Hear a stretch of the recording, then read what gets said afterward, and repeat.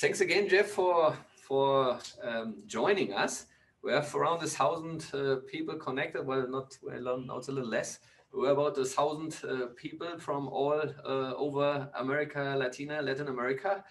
Everybody's looking forward to hear from you. People are celebrating here 25 years of Scrum. So first of all, I would like to say thanks to you for giving us Scrum. I think it has improved the life of many, and also many companies. Actually has helped this year particularly companies to survive the COVID crisis. So thank you very much, Jeff. It's an honor to have you. Also, for those that don't know, but I consider Jeff a big mentor of mine. I think he's probably the reason that I got so deep into Scrum. So thank you very much. And with that, I don't want to take away any of your time. Please welcome everybody, Dr. Jeff Sutherland from Scrum Inc., co-creator of the Scrum framework and also creator of Scrum at Scale. Hi, Jeff. Thank you for inviting me.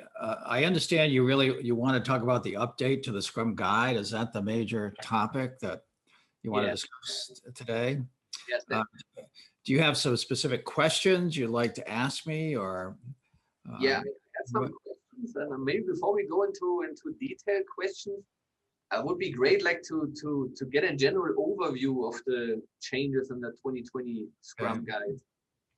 Okay, so at a high level, actually almost 2 years ago now, we were asked by some of the trainers to update the guide. The last update was 2017. And so Ken and I started working on it. And Ken said to me, Jeff, I'm ready to do what you discussed 10 years ago. Let's make the Scrum Guide available to everyone in every industry and every department of every organization. I said, great, let's do it. So we started working on a revision. We spent about 6 months. And then we sent it out to some of the expert trainers around the world, and they didn't like it. In fact, they had a fit about it because we were removing all the references to software development. And we wanted to move, instead of having like a Scrum team and a development team, we wanted to have one team, right? Because a lot of the people that were not in software were complaining, we're not a development team, we're not software people. We're a sales team. Okay. You have to make it easy for us to understand and implement. So we went back to the drawing boards. We spent another 6 months. We sent out another beta review, and the community still didn't like it. I think particularly the software people had a hard time moving forward and broadening the Scrum Guide. So we actually pulled a lot of people in all over the world to do that the last 6 months, tuning it up to what we have today. So this has gone through 3 major revisions with participation from experts and trainers all over the world for 1.5 years. It's been a long time in the making. And one of the key things is there's only one Scrum team. It has a product owner, a Scrum master, and developers. And developers are anybody that's doing any work on the team. And we also tried to address, remove any extra words. You know, I think it used to be the last edition of the Scrum Guide was about 17 pages. We've got it down to 13 pages. That means it's much less prescriptive. And we try to address some fundamental problems. If you look at the industry data, you see that from the Standish Group, you see that 58% of Scrum teams cannot deliver at the end of a sprint. They're late, they're over budget, the customers are unhappy. And if you look at the data on agile transformations, the latest survey shows that leadership finds that 53% of agile transformations do not meet their expectations. They don't deliver the value that they expected. And this is causing major problems, particularly in the time of COVID, because MIT Sloan Business Review has studied the failed agile transformations, and they find that 67% of those companies that fail to get agile go out of business. They go bankrupt or they're acquired, okay? And we have many thousands of companies in the United States going bankrupt. And they're mostly companies that can't respond to this COVID change. And for the companies that are already agile, their stock price is skyrocketing. You know, Amazon has 3,300 Scrum teams. COVID has been an accelerator for Amazon's market. The same thing is true of Tesla. The same thing is true of other companies we work with, like Pegasystems. The stocks are going up and up and up. Whereas the people who are doing last year, it used to be nice to be agile because you could survive with traditional project management.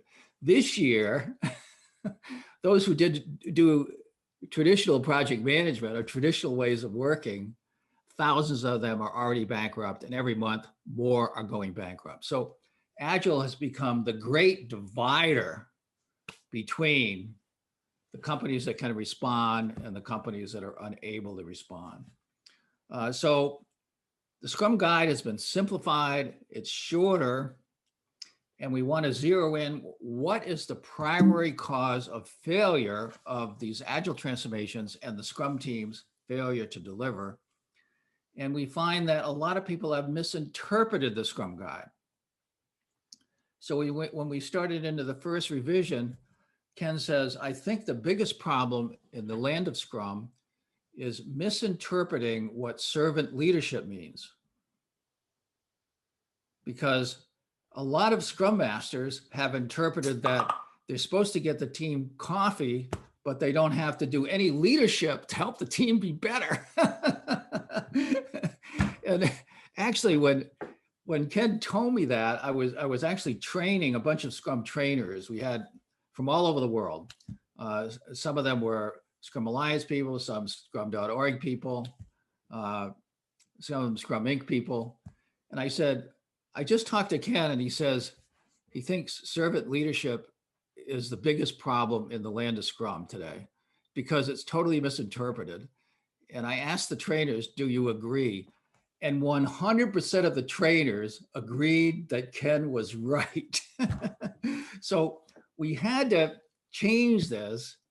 And the way we changed is we didn't, first we're going to eliminate it. And then everybody had, was very upset. You can't take servant leadership out of the Scrum Guide. So what we did was we changed the order of the words. We said a Scrum Master is a leader who serves. So we're putting the emphasis on the leadership. And this addresses a lot of the feedback we've gotten from executives of companies all over the world. They say, if these Scrum Masters are just secretaries, why do we pay them so much? I mean, that's what they're telling us, right? We say they're not secretaries. They're supposed to be leading the teams to higher performance. And then the managers tell them, well, they're not doing that. Okay, so we need to emphasize Scrum Masters who are leaders who serve. The second thing that has been totally misinterpreted in the Scrum Guide is the idea of self-organization. Self-organization is a complex adaptive system term where an intelligent system self-organizes to achieve a goal. But in every class and every company I go into, I ask people, do you have agile developers who think that self-organization means they can do whatever they want? And people, 100% of the classes and companies say, yes, we have those people. Okay, well, this is breaking companies. I mean, it's causing companies to have to do layoffs. It's causing stock prices to go down. So we have to address this problem. And the way we've changed it is we've said instead of self-organization, we say teams are self-managing to achieve a goal. And we've elevated the sprint goal, and we've added a product goal that this self-management is supposed to achieve. So we're trying to make it clear that this is the direction. And there's probably a lot of other smaller things that are into that new Scrum guide, but it's as I said, it's only 13 pages. It's getting easier and easier to read, easier and easier to use, more and more focused. And we've gotten pretty much positive feedback on the release as it's gone out to everyone. So maybe we should dive into, maybe you have some detailed questions. We can dive a little deeper. That would be great. So yeah, let's go over some of the changes in more detail. So like one of the bigger changes was that the 3 artifacts now all have a commitment to it. And the first artifact is the product backlog, and here there was introduced the product goal. Can you explain that to us in a little bit more detail? What's the product goal, and why is that needed? What does it help? Well, this discussion started when we had some trainers, particularly in Europe, complaining that their product owners didn't have a vision of what they were trying to achieve. And so the teams felt that they were just getting a list of stuff to get done without any reason for what they were doing. So Ken said, well, we already had the vision idea in the Scrum guide, but it clearly wasn't working. We need to make it more concrete. So why do we even have a product backlog anyway? The product backlog as a whole is designed to achieve a product goal, which is an implementation of the vision. So we said, okay, we're going to create product goal as an artifact, but we really don't want to add more artifacts. So let's just have the 3 artifacts: product backlog, sprint backlog, and the product increment. But let's say the purpose of the product backlog is to achieve a product goal. And commitment has always been important to us. It's one of the Scrum values. Let's say the team commits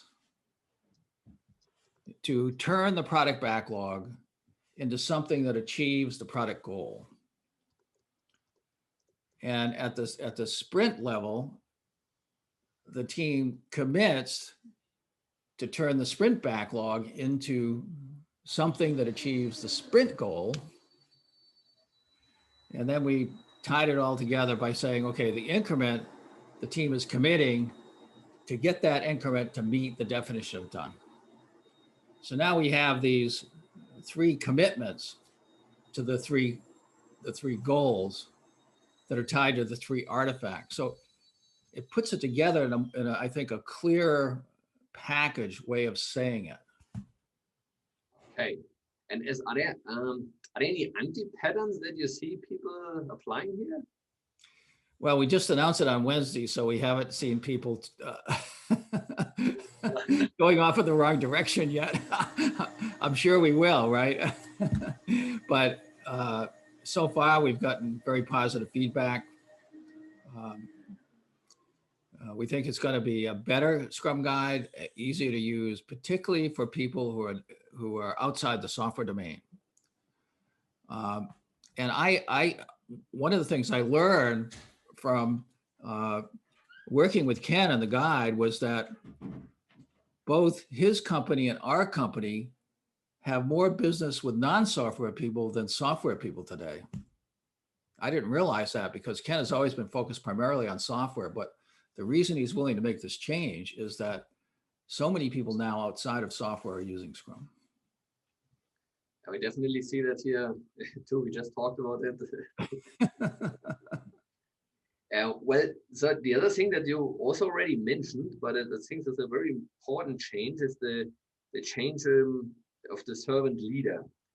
And well, I understand that you try to change the words, putting the leader first, in order to put the emphasis more on the leadership part than on the servant part.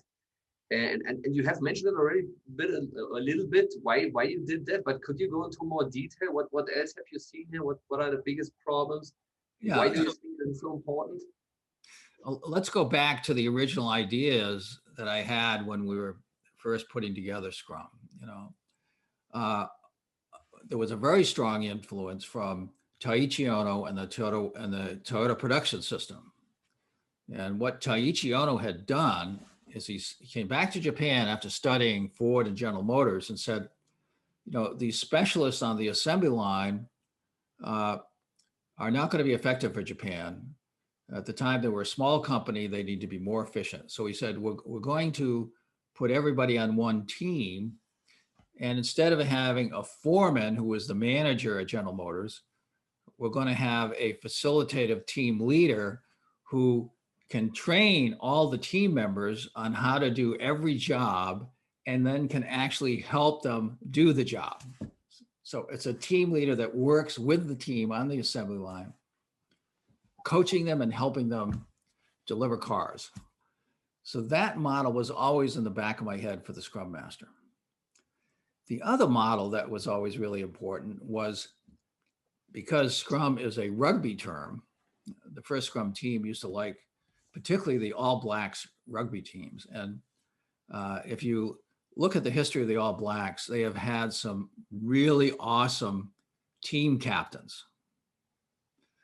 And these are people who are very strong players, but there are people that the team trusts. The team trusts them to stand up for them. They trust them on the field, that they will take blows on the field for the team. And there's a great movie, Invictus, which shows what happened when the South African team beat the All Blacks. The president of South Africa invited the captain of the rugby team to the presidential mansion and said, I want you guys to win the World Cup. It will unite South Africa if we do it, because everybody loves soccer. Doesn't matter what color you are. If you guys can win the World Cup, bring the company together. And then in the movie, it shows exactly what the team captain did when he goes back to the team. And the whole process that followed. And it showed you a great Scrum Master in action, okay? So that Scrum Master of the team captain of the South African team was a great leader, but he didn't go back and tell them what to do. He went back to them. He said, hey, the president just said he wants us to win the World Cup. What are we going to do? So he had that facilitative leadership style where the team together figured out how to win the World Cup. Okay. So that is kind of the model of a great Scrum Master. And we'd like to encourage more of that. You're still a facilitator, still serving the team, but you're bringing leadership to the team that helps them achieve great things. Thanks for clarifying that. And actually, thanks for clarifying that in the guide, because I think we've seen similar things here. Basically, the Scrum Master becoming, as you said, the secretary of the team, or the emphasis was more on the servant side than on the leadership side. And I like that we have the emphasis on the leadership side. And I like this example because I think people can identify better with examples. So if they have a role model of a leader in mind, then maybe they are easier able to go into that direction. Yeah. The other change in that section that you also already mentioned is the change from self-organizing to self-managing. Anything else you think we should mention here? One of the challenges that we found, I work with a venture capital group. We just closed our 6th round of investment, $450 million. And we only invest in Scrum companies. And we've got amazing returns from these Scrum companies. And what we really need is to get Scrum to work really well in these companies. And as I've gone in and coached some of our companies, I'll get complaints like the product owner will say, well, this team member never works on my backlog. He only works on whatever he feels like working on. So then I have to coach the team member. You're actually hurting the company. And he says, well, agile means self-organization, right? I can do whatever I want. No, you can't hurt the company. You can't destroy your team. If you really want to do that, you should go to work for the competition and you should destroy them, right? That's what I've coached these people to do. So, you know, it's really hard to get sometimes even really brilliant people. Some of these people are really smart and could really help the company. It's sometimes really hard to coach them to actually self-organize to achieve the sprint goal, right? So maybe self-managing to meet the sprint goal might help them understand it better. Yeah, thanks a lot for that. And there's another thing, I think a very minor change, but people like to discuss that a lot, and that is the number. So before we were talking about the development team, plus Scrum Master and product owner, 3 to 9 people development team, plus those 2 means we can go to 11. And now it says, I think up to 10 for the whole Scrum team. What do you think about this whole numbers discussion and why this minor change, but why this change? When Ken wanted to make it 10, I said, Ken, 10 is too many. We know the fastest teams from 20 years of research at Harvard, and we've tested it out, 10 years of research at Scrumming. The fastest teams are 4 or 5 people. But Ken said, well, we've always had 3 to 9, 10, less than 10 is, keeps it in that ballpark. And we also have found that a Scrum team of 2 can make a really successful company. One of my most successful companies I coached was a Scrum team of 2. In 2 years, they sold the company and retired. I thought that was pretty good. A gaming company. So we know smaller teams can work as well. But Ken and I debated, and what we did was we put in there less than 10, but smaller teams may be more productive. And so in all our training, we're trying to show people, we have a massive amounts of data showing that a team of 6 will that if it's about a year-long project and a team of 6 is doing it, if you add 4 people to the team, it will take 1.5 years. And that's averages over hundreds and hundreds of teams. So you never want a team of 10, right? It's going to take 6 months longer to get the project done. So at least we got less than 10, and we remind people that smaller teams are more productive. Yeah, thanks for that. I think that the change is not so big from 11 to 10, but the discussion, I don't know, people like to discuss numbers, so I thought I should ask that. The other change here is that the development team doesn't exist anymore as a term. So now we have developers. What's the idea behind that? Well, one of the things that Ken mentioned that he has seen that's caused major problems is you come into a sprint review, and then the product owner is complaining that the team didn't do what the product owner wanted them to do in the sprint review. And Ken says, that means the product owner thinks that he's separate from the team. He's not thinking, I committed to meet the goal just like everybody else on the team. We didn't meet the goal.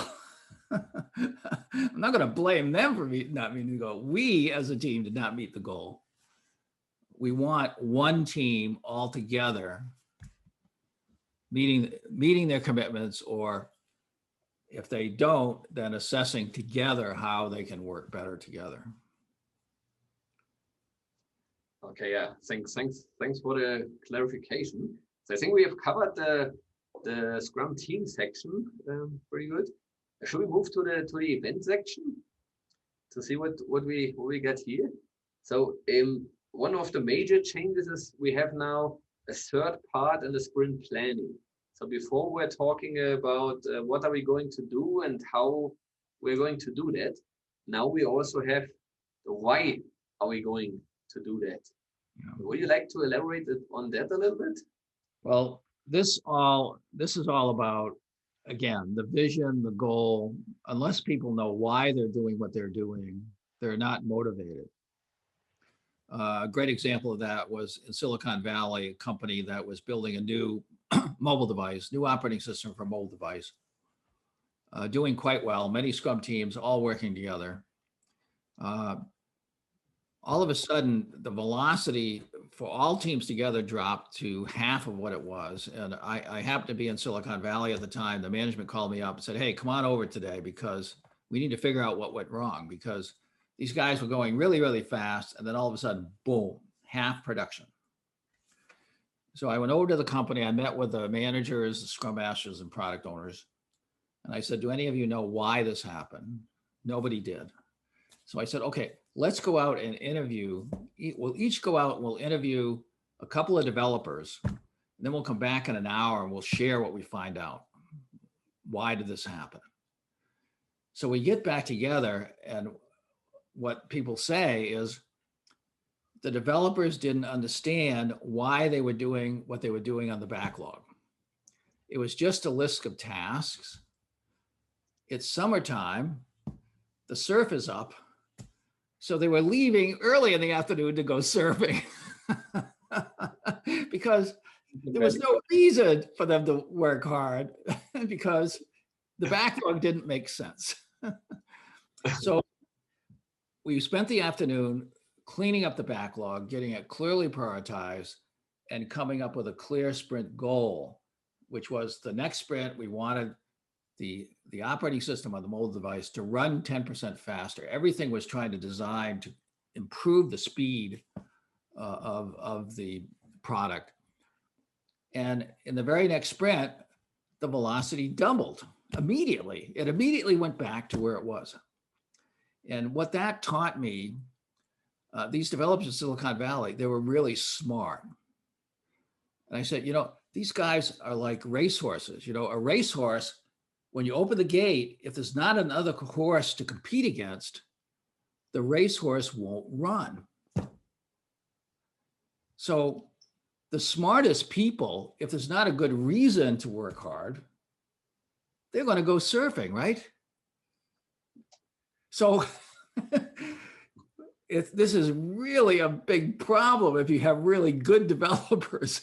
Right? So for the very best developers, they need to know why they're doing what they're doing, or why work hard,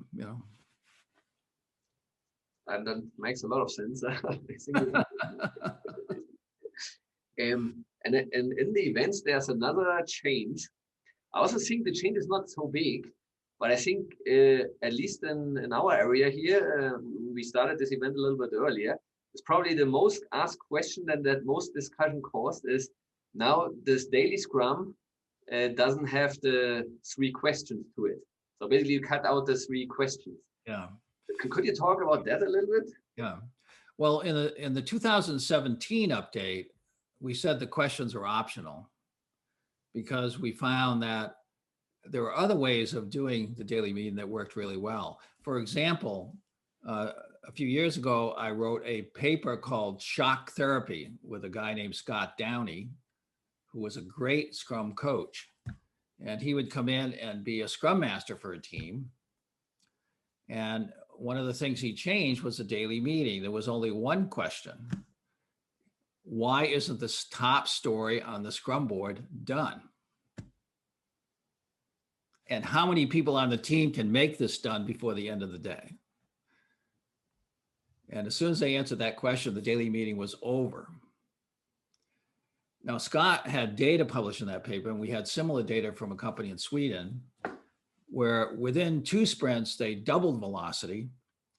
And within 5 or 6 sprints, they multiply it by 5x for 100% of the teams.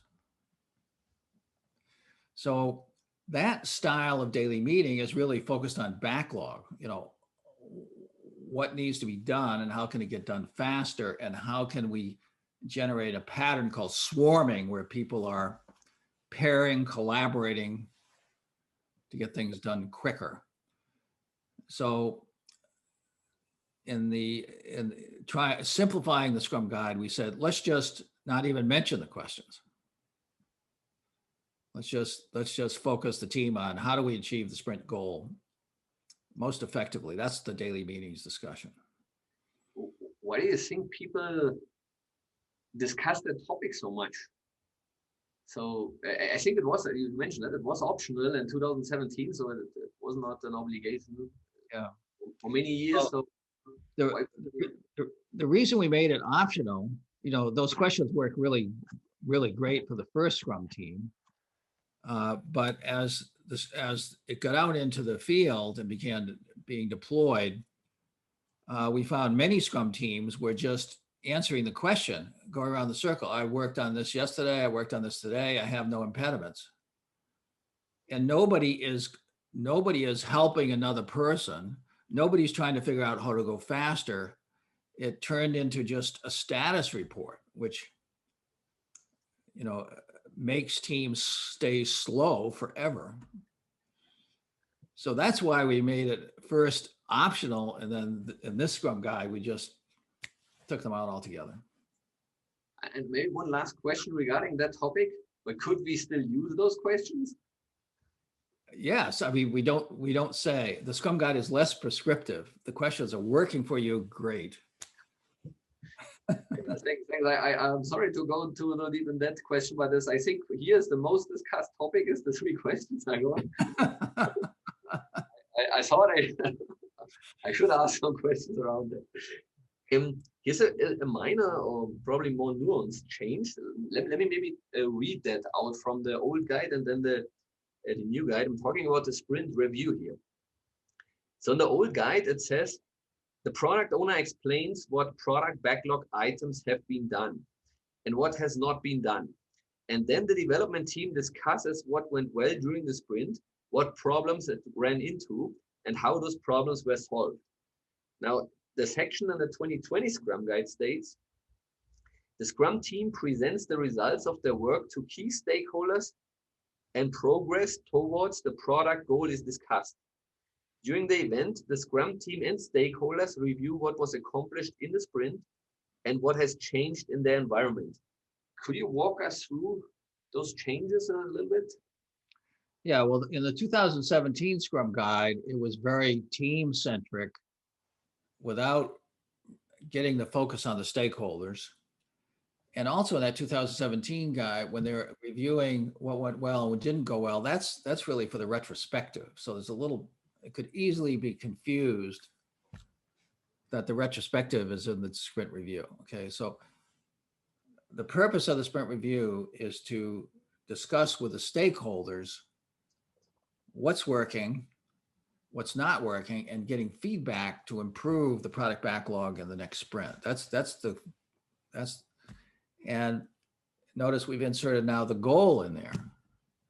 Did we achieve the sprint goal, and are we moving towards the product goal? We want to be discussing that with the stakeholders. And let me just give you another example. One of the biggest consultancies in the United States called me up one day and they said, we just finished our first Agile project. It was 6 months. We did 6 one-month sprints. We met with the customers. We established a vision and a goal. And then 6 months later, we delivered it to the customer, and the customer said, it doesn't meet our vision, it doesn't meet the goal, and we're not going to pay. And they asked me, what did they do wrong?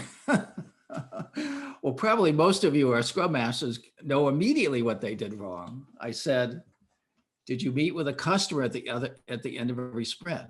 They said, no. I said, well, there you go. You didn't have a sprint review that involved the stakeholders. And so you radically increased the failure rate.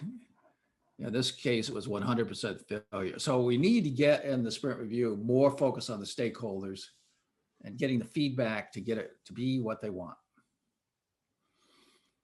Thanks a lot, Jeff.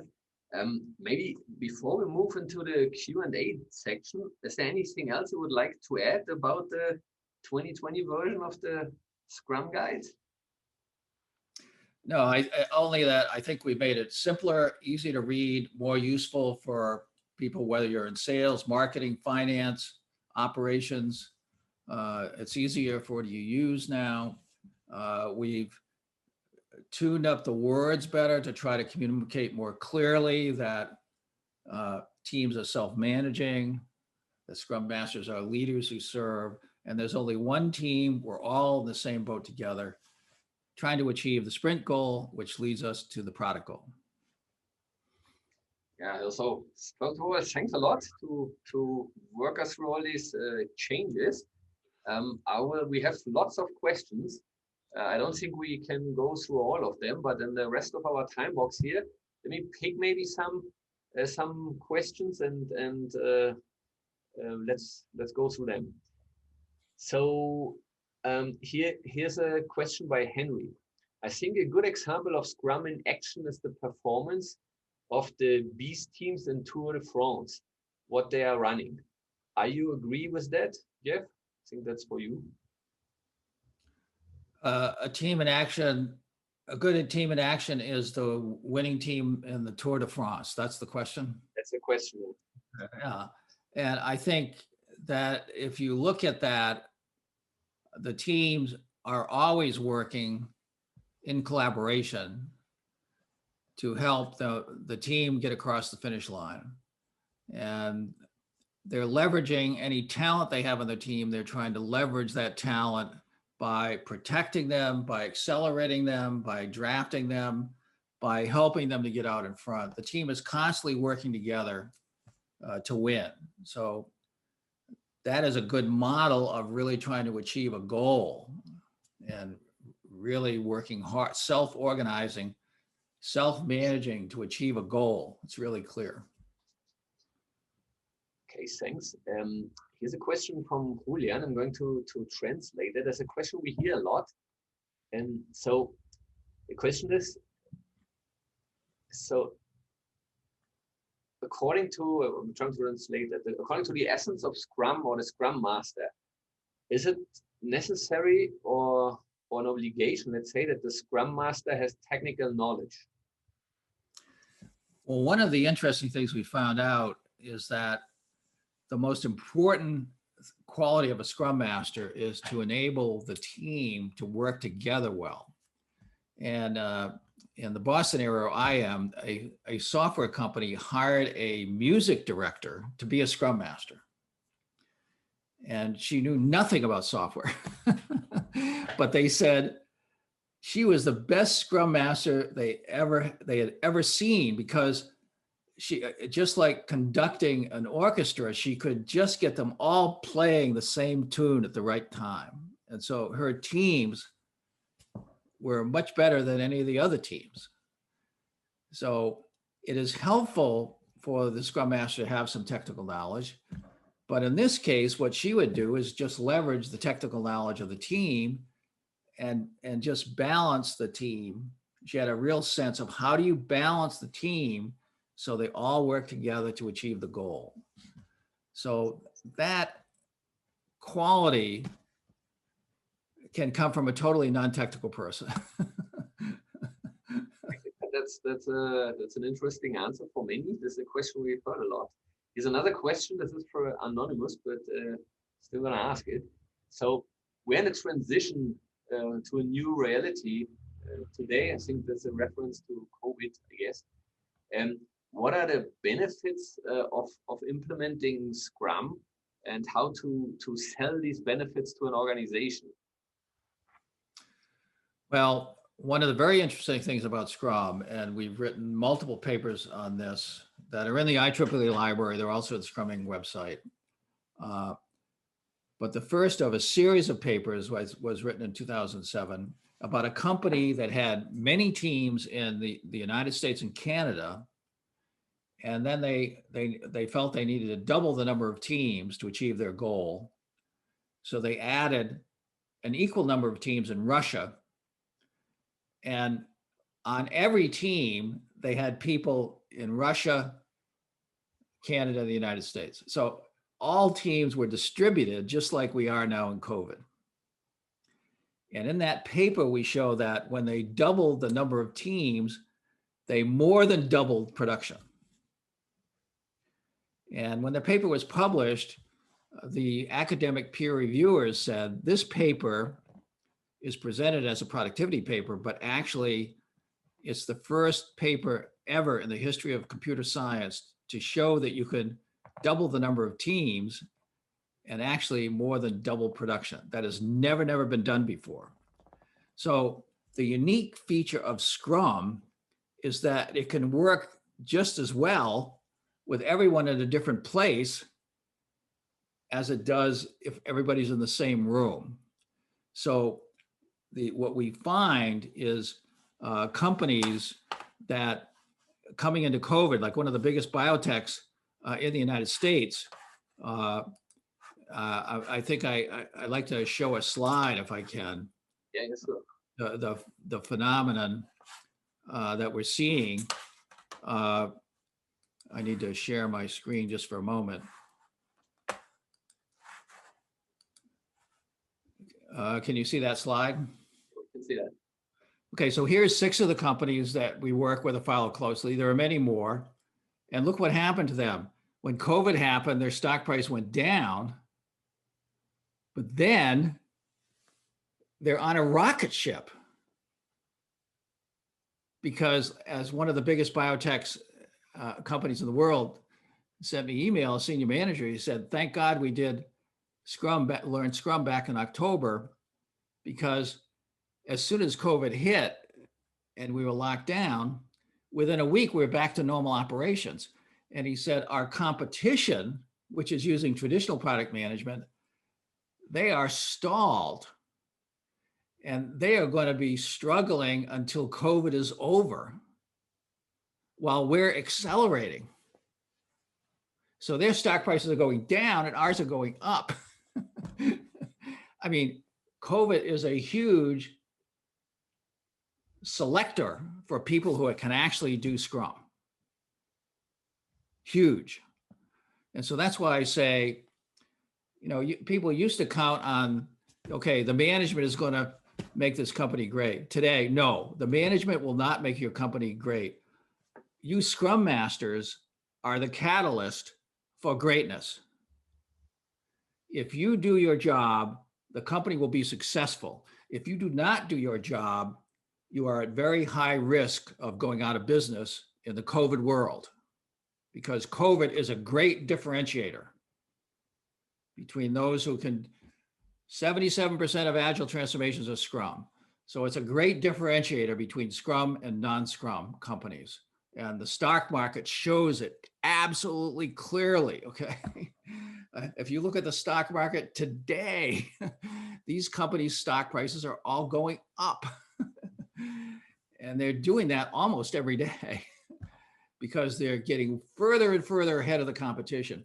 And the biotech company says, okay, a year from now when COVID ends, our waterfall competitors will have been stuck in a ditch for a year, and it's going to take them another year to climb out of the ditch. So this has given us a 2-year head start on all our waterfall competition. Some of these guys are probably saying, thank God for COVID. It made us the total winner in the market, right? That's very interesting. That I think that opens for a few more questions in that direction. So since we're talking about whole companies now, so how can, like, here's a question from Alfredo. How can you scale Scrum into the whole company from like not one department, but into the whole company? So what would be a solution to that? Yeah, well, let me just show you an example of that, because we have some good data now on where is Scrum going, one of the recent surveys. And you can see from this slide that, okay, 75% of the surveyed companies are using Scrum in technology, but there are more people using Scrum in operations than in engineering, right? And sales is almost as much as the engineers. So is marketing, right? Even half of the legal teams are using Scrum. So that's why I say, when you look at the world today, the picture has really changed. It's not just software, it's expanding. And the more you expand it, if you look at the right side of this slide, you'll see Agile enterprise-wide. If you do Agile enterprise-wide, you look at just those companies, then you have twice as many leaders as laggards. And if you go over to where people, well, not an Agile organization, they're all laggards, 100% laggards. But if they only use Agile in certain places, there's more laggards than leaders. Okay, so the companies that spread Scrum across the whole organization, they are the ones that are most successful.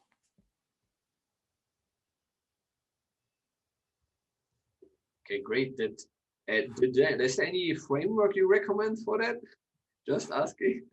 Well, I obviously I recommend Scrum at Scale as the author of the Scrum at Scale guide, but it is actually not so much. Let me talk about Scrum at Scale is based on patterns, okay? And these are the patterns that are in the Scrum Patterns book. So no matter what scaling framework you use, you need to look at the mitosis pattern. This is how teams split. Then the Scrum team, the Scrum guide is all about the Scrum team. The Scrum of Scrums pattern. How does a set of teams work together? How do they coordinate with a scale daily meeting, with scaled events, and so forth? The product owner team, how does that need to work? The meta Scrum, which is a meeting of the product owner team with the management to get agreement and the whole organization focused on one backlog. And an executive action team that is the Agile leadership for the company. So I've been at many conferences, and I always ask people, okay, there's 300 people in the room. I say, how many of you have waterfall managers leading your Agile implementation? How many people you think raise their hand? 299 out of 300. And I say, you need to read Professor Carter's book. He's the leading change expert at Harvard.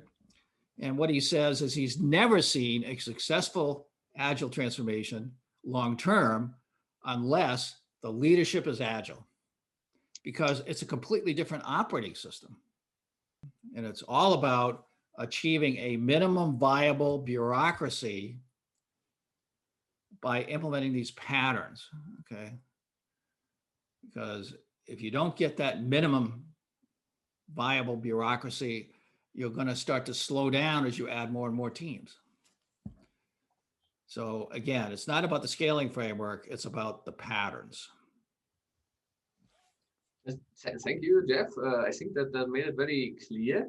There's a question from Felipe. I think it's a short one, but he's asking, Jeff, the Scrum at Scale guide is gonna change too with the new Scrum guide? Yes, we've just updated the Scrum at Scale guide. It's already been updated. I don't know if it's on the website yet, but we had to make very few changes, just minor tuning. So the Scrum at Scale guide is since the Scrum at Scale guide basically says all the teams are based on the Scrum guide, as soon as the Scrum guide changes, then the Scrum at Scale guide is based on the changed Scrum at Scale guide. We had to read all the text to make sure it didn't conflict with any of the concept that's been tuned up. And there was virtually no conflict, just some minor updates. I think we had to say, we already had vision in there as a component. It's still there. We said, okay, a vision for an organization is probably going to generate multiple products. Each product is going to have a product backlog with a product goal. We kind of had to make that clear. What's the connection between the vision, the product backlog, and the product goal? So we kind of tweaked that, and maybe one or two other things. But there was much less change in the Scrum at Scale guide than there has been in the Scrum guide. Okay, thanks. Thanks. I think let's go back with the next questions to the update of this Scrum guide. So there's a question from Fernando. What happened with the backlog refinement, or what was known as backlog refinement? Yeah, I said to Ken when it came out without backlog refinement, I said, Ken, any team that doesn't have ready backlog, their velocity will be cut in half, maybe more. That's a big problem. But he argued that we need to keep it simple. We need to make it shorter, easy to understand. And I said, well, the way I'm going to handle that then is with the patterns, because today the Scrum guide is not enough to make you win the World Cup, right? You need to understand how to play. And how to play is in the patterns. And so one of the key patterns that we're emphasizing in our training is ready backlog. Why? Because the data clearly shows with a good ready checklist, your velocity doubles. And we have it well documented in that pattern. So we've always used the patterns to teach people. You know, in the early days, we talked about the playbook, but we couldn't get everybody to agree on the same playbook. But after 10 years of work with a global experts on patterns, we pretty much got everybody agreeing on the patterns. And so ready backlog is where we're going to get product backlog refinement done to make the product backlog ready before sprint planning, okay? And you're going to have to do that to get a high performing team. I think that means basically, so the Scrum guide, what you have said several times, is less prescriptive now. But it means it's intentionally incomplete. So if you want to know how to do stuff, well, you probably have to do a training or get probably the patterns book or other books on the topic. So yeah, right. I think that's a great recommendation. Here's a question from Gustavo. He's asking, self-managed teams means that the team can decide its composition as needed. So what do you think about that? Well, it's quite common for a team to say, okay, we don't have a skill that we need, or we need another person. That happens all the time in our company. So then that becomes an impediment that if the team can't fix it, you know, they might be able to just get another team member from another team to help. That could solve the problem. Or they may say, hey, we need another team member with this skill. Or sometimes people leave and join other teams or leave the company. And so those impediments get escalated to our executive action team, right? And the executive action team, the leadership team, has the authority to go hire more people as appropriate. So here the team is self-managing, and they're making it clear to, if they need help, money, or decisions from anybody else, they're putting that impediment in front of them and working with them to get a good answer to it. So this is all part of self-management at the team level. Great. I think we have around 4 minutes left. So a few questions. Here's one from Dennis that sounds interesting. So he says, on a day-to-day basis for a team, how you do the transition from the 2017 to the 2020 Scrum guide? What would you recommend? Well, you know, the 2020 guide is less prescriptive. So if you're doing a good job with the 2017 guide, it's fine, right? But what we've tried in the 2020 guide is to point out where you may have points of failure. Does your product owner feel like they're on the team? If they don't, you might want to fix that. Is the team self-managing to achieve the sprint goal? Do they have a product increment at the end of every sprint that meets the definition of done? You know, that was all in the 2017 guide, but I think it's more clear in the 2020 guide. If Agile team members say, we're self-organizing to do whatever we want and not achieving the sprint goal, then maybe you need to fix that. Maybe they need to be self-managing to achieve the sprint goal, right? Should be. But let's close with one last question. I kept that for last, but it's an interesting one because it makes reference to the servant leadership issue. So this question is from Gustavo Santisteban, and he's asking, so with this change from a servant leader to a leader that serves, what competencies does the Scrum Master need? Or are there any new competencies that he needs, and what are they? Well, I've been teaching since I've been teaching Scrum. Scrum Master needs to understand the Scrum Guide and help implement with the team, but Scrum derives from a Lean. So a good Scrum Master needs to understand basic Lean tools, principles, and tools so that they can identify problems and come up with process improvements that are going to solve those problems and get the team working on implementing them. And third, now that we have the playbook in the form of the patterns, the Scrum Master needs to understand the patterns that are going to make the team great and really to coach the team to implement those patterns. And finally, since almost every Scrum team is no longer one team, they have many teams working together, the Scrum Master needs to understand the basics of scaling. And so that has always been in our Scrum training, these four components. And it's really interesting that, when Ken and I first put Scrum into the public domain, open source, we put the basic structure of Scrum, but the Lean, the patterns, the scaling, we didn't say enough about that in the beginning, right? And so now it's become increasingly important to get better and better Scrum teams, because today it's critical to organizational success. The three most valuable companies in the world, Microsoft, Amazon, and Apple, are all driven by Scrum. So you cannot be a leading company in the world today without being able to do Scrum well. And that means you need the Scrum Guide, you need the Lean tooling, you need the patterns of performance, and you need to know how to scale, right? Amazon has 3,300 Scrum teams delivering a new feature every second. Until you can do that, you can't compete against Amazon. Hey, Jeff, I think that was a pretty good closing statement. Good motivation statement. Thank you very much to be here with us. Any last words you would like to for our participants to hear from you? Well, I'd just like to say, Fabian, I think you're doing a great job down there in Colombia and all over South America.